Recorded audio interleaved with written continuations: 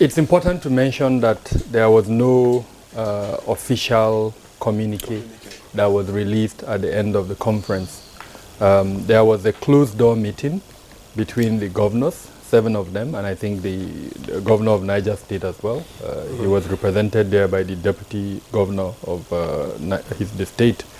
They had a closed-door session with the UN system and the governments of Germany and Netherlands who had facilitated the conference. And they did announce in the farewell or the message that was released by the governor at the end of the conference. He did indicate that the committee has been set up. The committee would comprise membership from each of the 7 states, and then the UN system would also nominate 5 persons. Okay. And then perhaps a group of other experts as well will also join. And what that committee would do, it's been given a timeline of 2 weeks. Within that 2 weeks, it will produce a report on the conference. It will produce an action plan with key performance indicators that would now allow for the measuring of the implementation.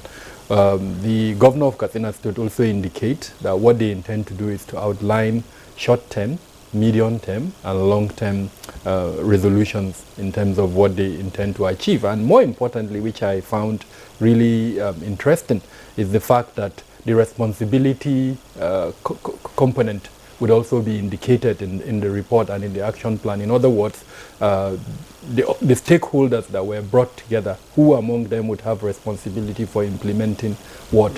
In other words, a guideline for the implementation of the resolutions of the conference will be contained in that report. So I guess we have the next 10 days or thereabout to wait for the release of that report that will give us a clear indication.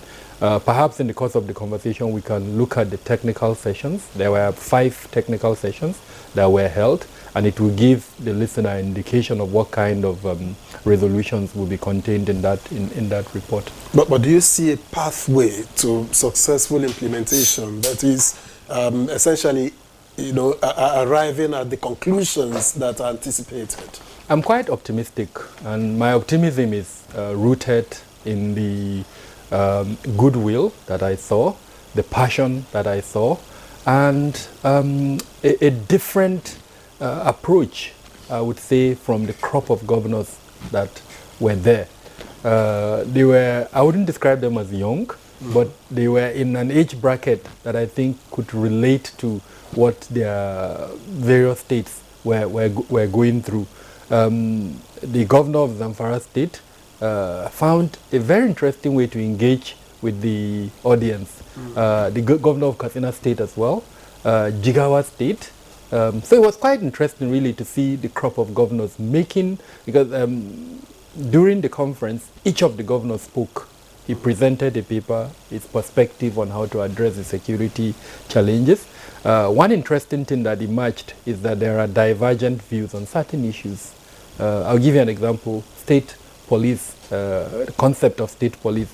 I know there is a lack of harmony or understanding of what state police and policing means. But it came up during the discussion. The representative of the governor of Kaduna State, as an example, was almost 100% supportive of the creation of state police. The other governors were a little bit silent on it, even though in their conversations you could see them mentioning things like community engagement and the need for the communities to be involved in the security management practice within their states. The other thing that also came up, which I'm hoping will be part of the report, is the regional cooperation. Let's not forget that the theme of the conference itself is regional cooperation for securing lives and livelihood. So it appears that there is an orientation towards regional cooperation. And just to emphasize, and so that the listener understands why that is relevant, some of the threat elements that we're dealing with in that region, an example, the bandits, a significant number of them use the forested parts of the region to operate. Now, those forested parts link almost the 7 states.